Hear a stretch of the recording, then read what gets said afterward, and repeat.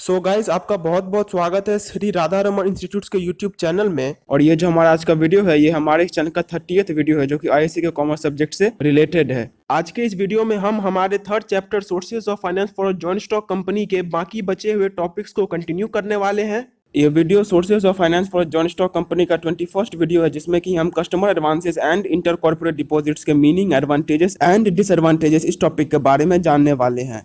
And guys before I start the video कुछ ऐसी बातें हैं जो कि मैं क्लियर कर देना चाहता हूं, और वो ये है कि इस वीडियो में जो कुछ भी पढ़ाया जाएगा वो सब CISCE काउंसिल के द्वारा इस चैप्टर के लिए जो सिलेबस बनाया गया है उसी को फॉलो करके बनाया जाएगा। तो वो सिलेबस अभी आपकी स्क्रीन पे मौजूद है और हम इसी सिलेबस को फॉलो करेंगे। एंड अगर आपको ये पूरा सिलेबस चाहिए तो इसका PDF का लिंक मैंने अपने डिस्क्रिप्शन में दे रखा है, आप वहां से डाउनलोड कर सकते हैं। अब जो हमारा नेक्स्ट टॉपिक है वो है inter corporate deposits. So inter corporate deposits का डेफिनेशन क्या कहता है कि inter corporate deposits is a short term financing source in which one company borrows funds from another company for a specific period in order to carry out business proceedings. In this process a company which has deficit funds and requires them borrows the funds from another company which has surplus funds and is ready to invest in the other company. So ये process क्या है, ये भी एक short term financing source है, मतलब एक ऐसा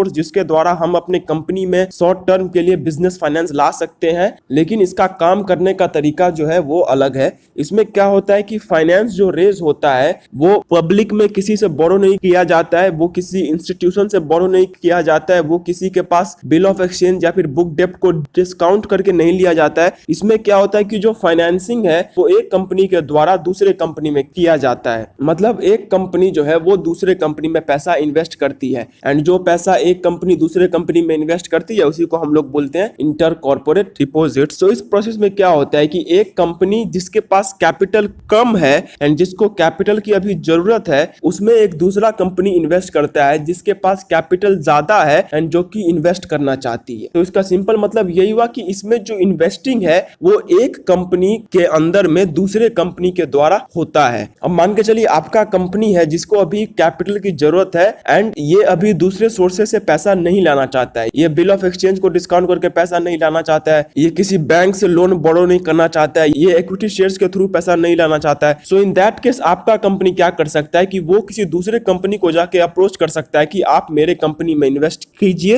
एंड वो कंपनी जो अमाउंट इन्वेस्ट करेगी वो होगा आपका बिजनेस फाइनेंस, एंड इस प्रोसेस को कहा जाता है इंटर कॉर्पोरेट डिपॉजिट। सो इंटर कॉर्पोरेट डिपॉजिट का सिंपल मतलब आप समझ लीजिए, ये एक ऐसा प्रोसेस है जिसमें बिजनेस फाइनेंस को रेज करने के लिए एक कंपनी जिसके पास अच्छा खासा कैपिटल है जो कि इन्वेस्ट करना चाहती है वो दूसरे कंपनी में कैपिटल का अमाउंट इन्वेस्ट करती है जिसके पास उतना कैपिटल नहीं है एंड जिसको भी फाइनेंस की जरूरत है। मतलब जिसके पास कैपिटल है वो दूसरे को कैपिटल दे रही है जिसके पास नहीं है, एंड यही होता है इंटर कॉर्पोरेट डिपॉजिट्स। अब जो हमारा अगला टॉपिक है वो है advantages of inter corporate deposits. तो ये पॉइंट क्या कहता है कि the advantages of inter corporate deposits are as follows. First point है instant source of business finance. So ये पॉइंट क्या कहता है कि using inter corporate deposits a firm can instantly raise funds whenever required. So ये point क्या कहता है कि इंटर कॉर्पोरेट डिपॉजिट जो है वो एक instant source of business finance है। मतलब एक कंपनी को जब भी फाइनेंस की जरूरत पड़ती है तो वो इंस्टेंटली एंड बहुत जल्दी जो है बिजनेस फाइनेंस को रेज कर सकता है इंटर कॉर्पोरेट डिपॉजिट्स के थ्रू। मतलब इसमें जो है पैसे रेज करने में ज्यादा टाइम नहीं लगता है, ये बहुत जल्दी कंपनी को पैसा दे देता है जो कि कंपनी के लिए एडवांटेजेस जरूर है, क्योंकि हमें जितना जल्दी कैपिटल मिलेगा हमारे बिजनेस फर्म के लिए उतना अच्छा होगा। अगला पॉइंट है easy and convenient method. So ये पॉइंट क्या कहता है कि the process of raising funds by inter corporate deposits is easy and convenient as no legal formalities are involved. So ये पॉइंट क्या कहता है कि इंटर कॉर्पोरेट डिपॉजिट जो है वो एक इजी एंड कन्वीनियंट प्रोसेस है, वो एक आसान और मददगार प्रोसेस है। क्यों? क्योंकि इसमें कोई भी लीगल फॉर्मेलिटीज इन्वॉल्व नहीं है, इसमें बहुत कम झंझट है। सो इसकी वजह से क्या होता है कि इसके थ्रू कंपनीज जो है वो पैसा बहुत आसानी से रेज कर सकती है एंड बहुत कम फॉर्मेलिटीज के थ्रू रेज कर सकती है। उतना ज्यादा ताम झाम में कंपनी को पढ़ने की जरूरत नहीं है, वो बहुत आसानी से पैसे को रेज कर सकती है। अगला पॉइंट है इंफॉर्मेशन इज केप्ट कॉन्फिडेंशियल। ये पॉइंट क्या कहता है कि the information related to the company borrowing the funds is kept confidential by the company advancing the funds. This maintains the secrecy of the companies which do not want the information to be revealed publicly. So ये point क्या कहता है कि जो company दूसरे company से finance ले रही है उसका जो इंफॉर्मेशन है वो सीक्रेट रखा जाता है उस कंपनी के द्वारा जो वो फाइनेंस का अमाउंट दे रही है। मतलब मेरा कंपनी जिस कंपनी से फाइनेंस लेगी वो कंपनी मेरे कंपनी से रिलेटेड सभी इंफॉर्मेशन को सीक्रेट रखेगी। सो ये कंपनीज के लिए एडवांटेजियस है। क्यों? क्योंकि कुछ कंपनीज होती हैं जो कि नहीं चाहती हैं कि उनका इंफॉर्मेशन मार्केट में रिलीज हो, वो ये नहीं चाहती हैं कि उनका इंफॉर्मेशन ज्यादा लोगों तक पहुंचे, लेकिन दूसरे सोर्सेस में ये इंफॉर्मेशन जो है वो पब्लिक में पहुंच जाता है। लेकिन क्योंकि वो इंफॉर्मेशन इंटर कॉर्पोरेट डिपॉजिट्स में सीक्रेट रखा जाता है, सो ये प्रोसेस उन कंपनीज के लिए एडवांटेजियस है जो कि अपने इंफॉर्मेशन को सीक्रेट रख के पैसा रेस करना चाहती है। अगला पॉइंट है helps in improving business relations. ये पॉइंट क्या कहता है कि inter corporate deposits involve transfer of funds between different companies, this helps in improving the business relations between those companies. ये पॉइंट क्या कहते हैं कि इंटर कॉर्पोरेट डिपॉजिट्स की वजह से जो बिजनेस रिलेशंस हैं कंपनीज के बीच में वो इंप्रूव होते हैं। अब वो कैसे इंप्रूव होते हैं इसको समझ। ये मान के चलिए मेरा एक कंपनी है जिसको अभी एकदम पैसों की जरूरत है एंड अगर उसे पैसा नहीं मिला तो उसे बहुत लॉस हो जाएगा। तो अगर ऐसे केस में एक ऐसा कंपनी आता है जो कि मेरे कंपनी में इन्वेस्ट करके मेरे कंपनी के इंस्टेंट कैपिटल रिक्वायरमेंट को फुलफिल कर देता है, सो उससे क्या होगा कि मेरे कंपनी में जो फाइनेंस की नीड थी जिसे मुझे पूरा करना था वो पूरा हो जाएगा। एंड क्योंकि ये नीड उस कंपनी के द्वारा पूरा हुआ है तो मेरे कंपनी का जो बिजनेस रिलेशन है वो उस कंपनी के साथ अच्छा होगा। क्यों? क्योंकि उसने मेरे कंपनी की एक ऐसे टाइम पे मदद की थी जब मेरे कंपनी को हेल्प की सख्त जरूरत थी। सो क्योंकि उसने मेरे कंपनी की तब मदद की थी तो मेरे कंपनी में उस कंपनी के लिए एक पॉजिटिव व्यू पॉइंट होगा, मेरे कंपनी और उस कंपनी के बीच में रिलेशंस अच्छे होंगे। And eight the same time ये भी होता है कि कुछ कुछ कंपनीज होती हैं जिनके पास फाइनेंस बहुत ज्यादा होता है जो कि फाइनेंस को इन्वेस्ट करके कुछ उनसे करना चाहती है। वो फाइनेंस को आइडल छोड़ना नहीं चाहती, वो चाहती है कि हम इस फाइनेंस को कहीं पे इन्वेस्ट करें एंड इससे कुछ अर्न करें। सो क्योंकि ये चीज वो कंपनी इंटर कॉर्पोरेट डिपॉजिट्स के थ्रू कर पा रही है सो ये उसके लिए भी एडवांटेजियस है। एंड क्योंकि वो चीज मेरे कंपनी की वजह से हो पा रहा है कि मेरे कंपनी में उसने इन्वेस्ट किया तो उसका भी मेरे कंपनी से एक अच्छा रिलेशन हो जाएगा। सो ये बात कि इंटर कॉर्पोरेट डिपॉजिट्स में कंपनी के बीच में बिजनेस होने के कारण दोनों के बीच में जो रिलेशंस है वो अच्छे होते हैं, ये इस प्रोसेस को एडवांटेजियस बना देता है बोथ फॉर द कंपनी जो कि पैसा बोरो करती है and both for the company जो कि पैसा इन्वेस्ट करती है। अगला पॉइंट है facilitates usage of surplus funds। ये पॉइंट क्या कहता है कि a company having surplus funds can efficiently utilize them by investing them in other companies using the process of intercorporate deposits instead of leaving the funds idle। ये मैंने आपको पहले के पॉइंट में भी समझाया था कि कुछ कुछ कंपनीज होती हैं जो कि चाहती हैं कि उनका फाइनेंस जो कि अभी आइडल पड़ा हुआ है, जो कि अभी ऐसे ही कंपनी में पड़ा हुआ है, वो कहीं पे इन्वेस्ट हो जाए एंड वो कंपनीज उनसे कुछ प्रॉफिट अर्न कर सके। सो क्योंकि इंटर कॉर्पोरेट डिपॉजिट में एक कंपनी दूसरे कंपनी में पैसा इन्वेस्ट कर सकती है जिनसे कि वो कुछ प्रॉफिट अर्न कर सकती है। सो ये प्रोसेस उनके लिए एडवांटेजियस है। क्यों? क्योंकि उनका पैसा जो कि ऐसे ही कंपनी में पड़ा हुआ था वो अब इन्वेस्ट हो पा रहा है एंड उनसे जो है वो प्रॉफिट्स कमा पा रहा है। सो ये प्रोसेस क्या कहते हैं कि क्योंकि इंटर कॉर्पोरेट डिपॉजिट्स की वजह से उन फर्म्स का पैसा इन्वेस्ट हो पा रहा है जिन फर्म्स का पैसा हमेशा आइडल रहता था। सो बिकॉज ऑफ दैट ये प्रोसेस जो है उन कंपनीज के लिए एडवांटेजियस है जो कि चाहते हैं कि उनका पैसा मार्केट में इन्वेस्ट हो, ऐसे ही आइडल ना रह जाए। अब जो हमारा अगला टॉपिक है वो है disadvantages of inter corporate deposits. ये पॉइंट क्या कहता है कि the disadvantages of inter corporate deposits are as follows. First disadvantage है limitation in amount that can be invested. अब ये पॉइंट क्या कहती है कि a company which wants to invest can not lend more than 10% of its net worth to a single company and can not lend beyond 30% of its net worth in total, thus this limits the amount that can actually be invested। अब ये point क्या कहती है कि जो company invest करना चाहती है उसके इन्वेस्टमेंट के अमाउंट के ऊपर भी एक लिमिटेशन होता है। वो एक हद तक ही पैसा इन्वेस्ट कर सकती है, उसका जितना मन हो वो उतना पैसा इन्वेस्ट नहीं कर सकती है, उसको लिमिटेशन के अंदर रह के ही पैसा इन्वेस्ट करना पड़ेगा, वो उस लिमिट के बाहर जाके पैसा इन्वेस्ट नहीं कर सकती है। अब वो लिमिट क्या है कि एक कंपनी जो है वो अपने टोटल नेटवर्थ का 10% से ज्यादा एक सिंगल कंपनी में इन्वेस्ट नहीं कर सकती है। मतलब ये कि अगर मेरा कंपनी है जो कि एक कंपनी में इन्वेस्ट करना चाहती है तो मैं उसमें सिर्फ अपने टोटल नेटवर्थ का 10% ही इन्वेस्ट कर पाऊंगा, मैं 10% से ज्यादा इन्वेस्टमेंट नहीं कर सकता हूं।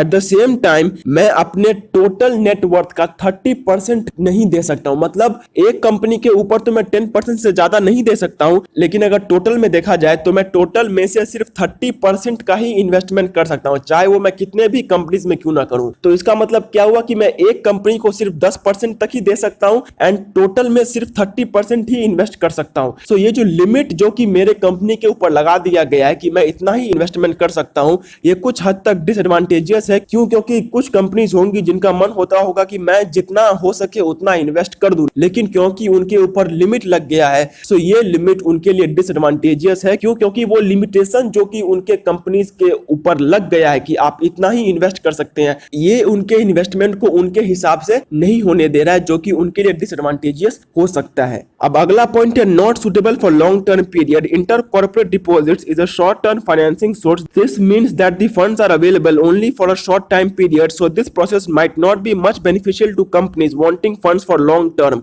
अब ये पॉइंट क्या कहता है कि ये जो प्रोसेस है इंटर कॉर्पोरेट डिपॉजिट्स का, ये लॉन्ग टर्म पीरियड के लिए सूटेबल नहीं है। ये एक शॉर्ट टर्म फाइनेंसिंग सोर्स है। इसका मतलब ये हुआ कि हम इससे पैसा सिर्फ छोटे समय के लिए ला सकते हैं, ज्यादा लंबे समय के लिए पैसा नहीं ला सकते हैं। सो जिन कंपनीज को लंबे समय के लिए पैसा चाहिए, ये प्रोसेस उनके लिए उतना ज्यादा एडवांटेजियस नहीं होगा। क्यों? क्योंकि उन्हें चाहिए लंबे समय के लिए पैसा, जबकि इसके थ्रू पैसा उन्हें सिर्फ छोटे समय के लिए ही मिल रहा है। सो ये बात कि उन्हें पैसा सिर्फ छोटे समय के लिए मिल रहा है, लंबे समय के लिए नहीं मिल रहा है, ये चीज इस प्रोसेस को उनके लिए कुछ हद तक डिसएडवांटेजियस बना देते हैं। अगला पॉइंट है risk of not getting the amount paid up. अब ये पॉइंट क्या कहता है कि in inter corporate deposits the lending company is always in a risk that it might not get back the amount invested by it. It always has to bear the risk that the borrowing company may not pay back the advanced amount. अब ये point क्या कहता है कि जो lending company होती है उसके ऊपर एक रिस्क हमेशा रहता है कि उसे वो पैसा वापस मिलेगा कि नहीं मिलेगा। ये हम जानते ही हैं कि जब भी हम किसी को कोई पैसा उधार में दे रहे हैं तो हमें तो हमेशा रिस्क रहेगा कि वो पैसा वापस करता है कि नहीं करता है। सो वो रिस्क यहाँ पे भी है। अब ये रिस्क जो है ये कुछ कुछ कंपनीज के लिए डिसएडवांटेजियस हो सकता है। कुछ कुछ कंपनीज होंगी जिनको ये रिस्क डिसएडवांटेजियस लगता होगा कि मेरा पैसा इतना दिनों के लिए उसके पास है, तो क्या वो मुझे वो पैसा वापस करेगा कि नहीं करेगा। ये चीज उनके लिए कुछ हद तक डिसएडवांटेजियस हो सकता है। नेक्स्ट पॉइंट है अनसिक्योर्ड डिपॉजिट्स। ये पॉइंट क्या कहता है कि the deposits made by the lending company is unsecured, so if in case the borrowing company does not pay back the amount, the lending company has no backup option of getting the amount invested. अब ये point क्या कहता है कि जो पैसा एक company दूसरे कंपनी को एज अ डिपॉजिट देती है वो अनसिक्योर्ड होता है, वो किसी भी सिक्योरिटी के अगेंस्ट नहीं दिया जाता है। तो क्योंकि वो किसी सिक्योरिटी के अगेंस्ट नहीं दिया जाता है, तो वो जो कंपनी होती है उसके पास कोई बैकअप ऑप्शन नहीं रहता है इन केस अगर उसको पैसा वापस ना हो। मतलब ये कि अगर मेरा कंपनी है जिसने कहीं पे पैसा इन्वेस्ट किया है through enter corporate deposit, so in that case उसको जो है कोई भी सिक्योरिटी नहीं मिलेगा। तो क्योंकि उसे कोई भी सिक्योरिटी नहीं मिलेगा, सो इसकी वजह से क्या होगा कि वो जो डिपॉजिट था वो अनसिक्योर हो जाएगा। एंड अगर फ्यूचर में चल के ये होता है कि वो जो कंपनी है उसे पैसा का पेमेंट नहीं मिलता है, तो उसके पास कोई सिक्योरिटी भी नहीं बचा रहेगा जिसके थ्रू वो पैसा ला सके। तो क्योंकि उसके पास कोई सिक्योरिटी नहीं बचा रहेगा जिसके थ्रू वो पैसा ला सके, तो उसका पैसा डूब जाएगा। Next point, available only to reputed companies. The advantage of inter-corporate deposits is only available to companies which have a good reputation and good credit worthiness in the company. All companies cannot benefit from this source. अब ये point क्या कहता है कि ये जो process है ये सभी कंपनीज के लिए अवेलेबल नहीं होता है। ये उन्हीं कंपनीज के लिए अवेलेबल है जिनका रेपुटेशन एंड गुडविल मार्केट में अच्छा है, जिनका मार्केट में नाम अच्छा है। ये प्रोसेस उनके लिए ही एडवांटेजेस है। क्यों? क्योंकि एक कंपनी दूसरे कंपनी को तभी कोई डिपॉजिट का पैसा देगी जब वो कंपनी का गुडविल अच्छा होगा। अगर ऐसा हो कि जिस कंपनी को वो पैसा दे रही है उसका रेपुटेशन अच्छा ना हो, वो बार बार बैड डेब्ट्स कर देती हो, उसका जो है इनकम उतना अच्छा ना हो, सो ऐसे केसेस में वो उसको पैसा देने में इंटरेस्टेड नहीं होगी। एंड अगर वो उसको पैसा देने में इंटरेस्टेड नहीं होगी तो उस कंपनी को पैसा नहीं मिलेगा। सो ये प्रोसेस उनके लिए डिसएडवांटेजेस है जिनका रेपुटेशन एंड गुडविल मार्केट में अच्छा नहीं है। क्यों? क्योंकि मार्केट में अच्छा गुडविल एंड रेपुटेशन ना होने की वजह से बहुत कंपनीज उनको पैसा नहीं देना चाहती है। एंड क्योंकि कंपनीज उनको पैसा नहीं देना चाहती है, सो ये प्रोसेस उनके लिए डिसएडवांटेजियस है। सो ये पॉइंट क्या कहता है कि इंटर कॉर्पोरेट डिपॉजिट जो है ये सिर्फ उन्हीं कंपनीज के लिए लाभदायक है जिन कंपनीज का रेपुटेशन एंड गुडविल मार्केट में अच्छा है। जिन कंपनीज का गुडविल एंड रेपुटेशन मार्केट में अच्छा नहीं है, ये प्रोसेस उनके लिए उतना एडवांटेजियस नहीं है, ये प्रोसेस उनके लिए उतना लाभदायक नहीं है। अब जो हमारा अगला टॉपिक है वो है customer advances. So customer advances का डेफिनेशन क्या कहता है कि customer advances may be defined as the part of payment made in advance by the customer to the company for the procurement of goods and services in the future. It is also called cash before delivery CBD. The customers pay the amount in advance when they place the order of goods and services they require. Manufacturers and suppliers of goods which are in short supply usually demand advance money from the customers at the time time of accepting their orders. For example, a customer has to make an advance payment of money at the time of booking a car, a telephone connection, etc. Contractors constructing buildings, etc. also demand an advance from their clients. So customer advance का मतलब क्या होता है? Customer advance का मतलब होता है वो पैसा जो कि एडवांस में कस्टमर से लिया जाता है। मतलब किसी भी कस्टमर को कोई गुड या फिर सर्विस देने से पहले जो पैसा उससे पहले ले लिया जाता है उसको हम लोग बोलते हैं कस्टमर एडवांस। इसका सिंपल मतलब यही हुआ कि हम किसी गुड या फिर सर्विस को अवेल कर रहे हैं, सो उसको अवेल करने से पहले हम उसका कुछ पार्ट का पेमेंट पहले ही कर दे रहे हैं। मतलब कि हमें वो गुड और सर्विस अभी तक मिला नहीं है, लेकिन फिर भी हम उसे पाने के लिए कुछ पैसा पहले ही पे कर दे रहे हैं। एंड जो पैसा हम पहले ही पे कर दे रहे हैं इससे कि पहले हमें वो गुड या सर्विस मिले, उस पैसे को हम लोग बोलते हैं कस्टमर एडवांस। मतलब कि कस्टमर के द्वारा जो पैसा एडवांस में दिया गया है। अब जो बात आती है वो ये है कि कस्टमर से हम एडवांस में पैसा क्यों लेते हैं, हम उनसे पैसा एक ही बार में क्यों नहीं ले लेते हैं। सो देखिए, इसका रीजन ये है कि कस्टमर एडवांस जो सोर्स है ये उन गुड्स या फिर सर्विसेज के लिए लिया जाता है जिनका सप्लाई शॉर्ट होता है, मतलब जो कि बहुत कम सप्लाई में होते हैं, जिनका मार्केट में उतना ज्यादा सप्लाई नहीं होता है। ये उन गुड्स में लिया जाता है। क्यों? क्योंकि उन गुड्स में जो बेचने वाला है वो अगर ये मान के चलता है कि मुझे इसका पूरा पेमेंट एक टाइम पे हो जाएगा तो ये ठीक बात नहीं है। जैसे अगर कोई बिल्डिंग बनाता है तो वो बिल्डिंग बनाते वक्त जो बिल्डर है वो अपने क्लाइंट से कुछ ना कुछ एडवांस का पेमेंट लेगा ही लेगा। क्यों? क्योंकि वो एडवांस का पेमेंट अगर नहीं लेता है एंड ये बोलता है कि मैं बिल्डिंग बना के दे दूंगा, आप बाद में पेमेंट कर दीजिएगा, तो ये हमेशा हो ही जाए, ये तो ठीक नहीं है। क्यों? क्योंकि बिल्डिंग को नॉर्मल गुड्स या सर्विसेज के लिस्ट में नहीं आता है, वो एक अलग तरीके का गुड है। तो अगर वैसे केस में कंपनी ये बोलती है कि हम बिल्डिंग बना के दे देंगे, आप बाद में पेमेंट कर दीजिएगा, सो ये ठीक नहीं है। क्यों? क्योंकि कोई भी श्योरिटी नहीं है कि हाँ बाद में वो पैसा मिल ही जाएगा। हो सकता है कि वो जिसके लिए बिल्डिंग बना रहा है वो बाद में चल के वो पैसा देने से मना कर दे। सो ऐसे केस में क्या होगा कि उसका जो पैसा जो उसने बिल्डिंग बनाने में खर्च किया था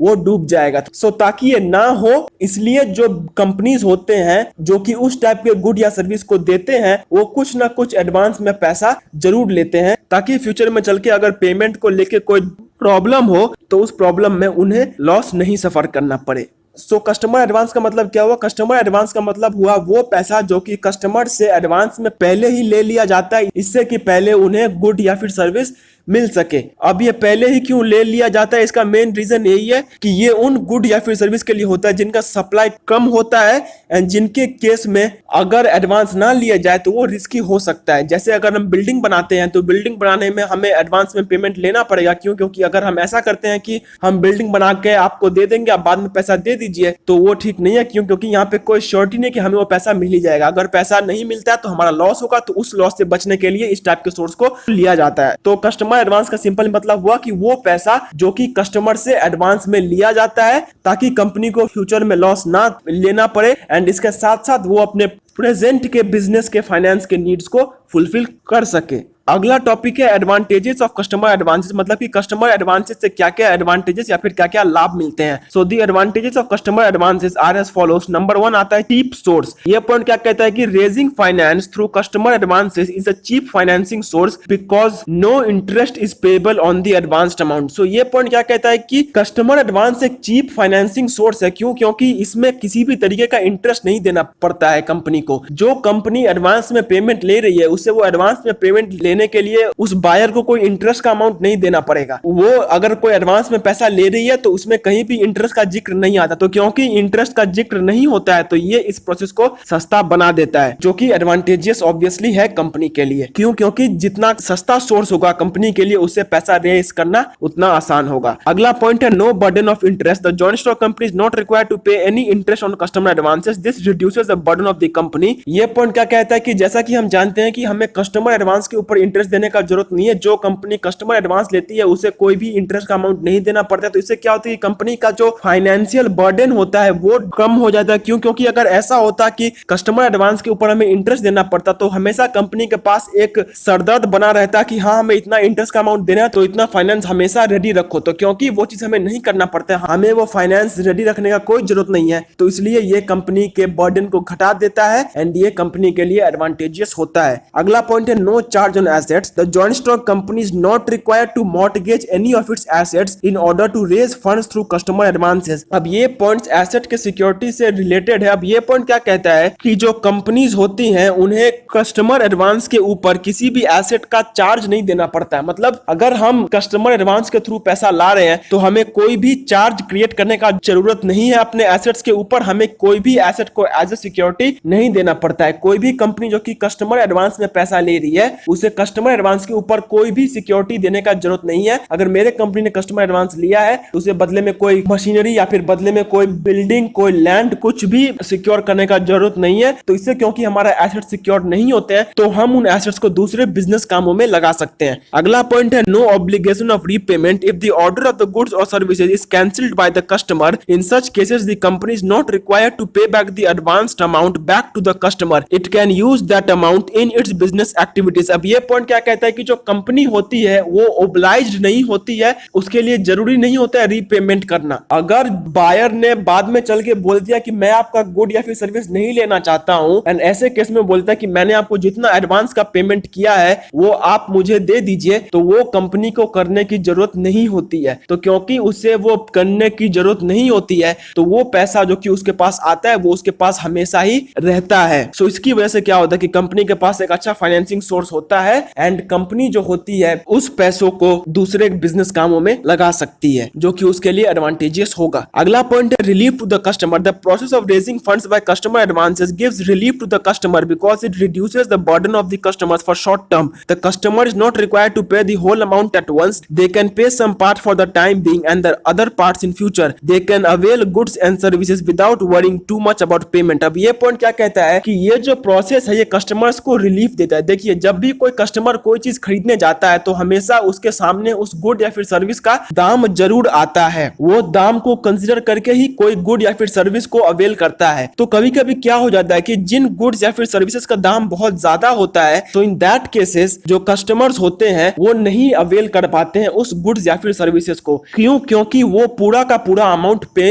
नहीं कर पाते हैं। तो पूरा अमाउंट नहीं पे कर पाने की वजह से वो गुड या फिर सर्विस उनके पास नहीं आ पाता। लेकिन ये चीज कस्टमर एडवांसेस में नहीं होता। क्यों? क्योंकि इस प्रोसेस में जो कस्टमर होता है उसको पूरा पेमेंट एक बार में करने की जरूरत नहीं पड़ती है। वो पेमेंट को हिस्सों में कर सकता है जिसकी वजह से उसके सामने एक बर्डन नहीं बना रहता है कि हमें हमेशा एक ही अमाउंट का पेमेंट करना है तो हमें उतना पैसा रेडी रखना पड़ेगा। वो आराम से पेमेंट कर सकता है जो कि उसके लिए एडवांटेजियस होगा। तो ये पॉइंट क्या कहता है कि ये जो प्रोसेस है ये कस्टमर्स को भी रिलीफ देता है। कस्टमर्स को भी पैसों से रिलेटेड ज्यादा कुछ सोचने की जरूरत नहीं है, वो आराम से अपना पेमेंट कर सकते हैं। अगला पॉइंट है फ्लेक्सिबिलिटी। अब ये पॉइंट क्या कहता है कि customer advances provide flexibility to the joint stock company. The company can refund the advance amount as and when required. This reduces the problem of over capitalization. अब ये पॉइंट क्या कहता है कि जो कस्टमर एडवांसेस है वो एक flexible source of business financing है। कस्टमर एडवांसेस में क्या होता है कि अगर कंपनी को लगता है कि उसके पास कस्टमर एडवांसेस के थ्रू बहुत ज्यादा पैसा आ गया है तो वो उस पैसों को वापस कर सकती है एंड कैपिटल के अमाउंट को नॉर्मल में ला सकती है। एंड नॉर्मल कैपिटल होने की वजह से उसके बिजनेस करने के तरीके में कोई भी अड़चन या फिर कोई भी बाधा नहीं आने वाली है। क्यों? क्योंकि मैंने आपको पहले ही कहा है कि कोई भी चीज बहुत ज्यादा एंड कोई भी चीज बहुत कम बिजनेस में ठीक नहीं होता है। कैपिटल बहुत कम एंड कैपिटल बहुत ज्यादा दोनों ही ठीक नहीं है। तो क्योंकि कस्टमर एडवांसेस के फ्लेक्सिबल होने की वजह से हम कैपिटल को कंट्रोल में रख सकते हैं तो ये प्रोसेस हमारे लिए एडवांटेजियस है। क्यों? क्योंकि हमारे कंपनी में ठीक उतना ही कैपिटल होगा जितना हमें चाहिए। अगला टॉपिक है डिसएडवांटेजेस ऑफ कस्टमर एडवांसेस या फिर कस्टमर एडवांसेस से हमें क्या क्या हानि या फिर क्या क्या मुश्किलें आती हैं। So the disadvantages of customer advances are as follows. First point है beneficial only to selected joint stock companies. ये पॉइंट क्या कहता है कि the benefits of customer advances can be availed only by those joint stock company which have goodwill in the market. अब ये point क्या कहता है कि ये जो प्रोसेस है ये सिलेक्टेड जॉइंट स्टॉक कंपनीज को ही लाभ देता है। क्यों? क्योंकि ये जो प्रोसेस है इसके थ्रू वही कंपनीज पैसा रेज कर सकते हैं जिनका गुडविल हो मार्केट में। तो जिन कंपनीज का गुडविल अच्छा नहीं है मार्केट में वो इस प्रोसेस से पैसा रेज नहीं कर सकते हैं। तो ये प्रोसेस जो है वो हर एक कंपनी के लिए अवेलेबल नहीं है। सो ये पॉइंट इस प्रोसेस को उन कंपनीज के लिए डिसएडवांटेजेस बना देता है जिनका गुडविल अच्छा नहीं है मार्केट में। अब ये भी एक नेचुरल बात है कि अगर मैं एक कंपनी में जा रहा हूं जिसका गुडविल मार्केट में अच्छा नहीं है, रेपुटेशन मार्केट में अच्छा नहीं है, तो मैं तो उसमें कोई भी चीज खरीदना नहीं चाहूंगा। अगर आप किसी दुकान में जाते हैं जिस दुकान में सामान अच्छा नहीं मिलता है, वहां का स्टाफ अच्छा नहीं है, वहां पे आपको पैसों को लेके प्रॉब्लम्स आ सकती है, तो क्या आप उस दुकान में जाना चाहेंगे? नहीं जाना चाहेंगे। So in the same manner, जिन कंपनीज का गुडविल अच्छा नहीं है मार्केट में, जिन कंपनीज का रेपुटेशन अच्छा नहीं है मार्केट में, उन कंपनीज के लिए ये प्रोसेस एडवांटेजियस नहीं है। क्यों? क्योंकि कस्टमर्स उनके कंपनी के गुड्स एंड सर्विसेज को अवेल नहीं करना चाहेंगे। सो ये बात उन कंपनीज के लिए इस प्रोसेस को डिसएडवांटेजियस बना देता है। अगला पॉइंट है usage is limited to a specific period. ये पॉइंट क्या कहता है कि the process of customer advances can be used only for a limited period of time, that is it is a short term business finance source, so companies wanting long term business finance can not use this process. अब ये point simple है कि क्योंकि customer advances एक short term financing source है, सो इसका पैसा कम समय के लिए ही आता है। तो जिन कंपनीज को लंबे समय के लिए पैसा चाहिए, ये इस सोर्स के थ्रू लंबे समय के लिए पैसा नहीं ला सकते हैं, एंड क्योंकि वो इस सोर्स के थ्रू लंबे समय के लिए पैसा नहीं ला पाएंगे, तो इसकी वजह से जो इसका यूसेज है वो उन कंपनीज के लिए उतना बेनिफिशियल नहीं होगा, उतना एडवांटेजियस नहीं होगा। अगला पॉइंट है limited amount of finance can be raised. ये पॉइंट क्या कहता है कि through customer advances the joint stock company can raise funds but only to specific limits, customers make only a part of payment and not the full payment at the same time. अब ये point क्या कहता है कि customer advances के through जो पैसा आता है वो एक लिमिट तक होता है, वो ज्यादा नहीं होता है। क्यों? क्योंकि हम जानते हैं कि जो हमारे कंपनी में इन्वेस्ट कर रहा है वो हमारे कंपनी में सिर्फ एडवांस का पैसा दे रहा है, वो पूरा का पूरा पैसा नहीं दे पा रहा है। तो इससे जो हमारे पास पैसा आता है वो एक लिमिट तक ही आता है, हम इसके थ्रू ज्यादा पैसा नहीं ला सकते। क्यों? क्योंकि वो पैसा एडवांस का पैसा है, नॉट द फुल पेमेंट। तो ये पॉइंट यही कहता है कि इसके थ्रू जो पैसा आता है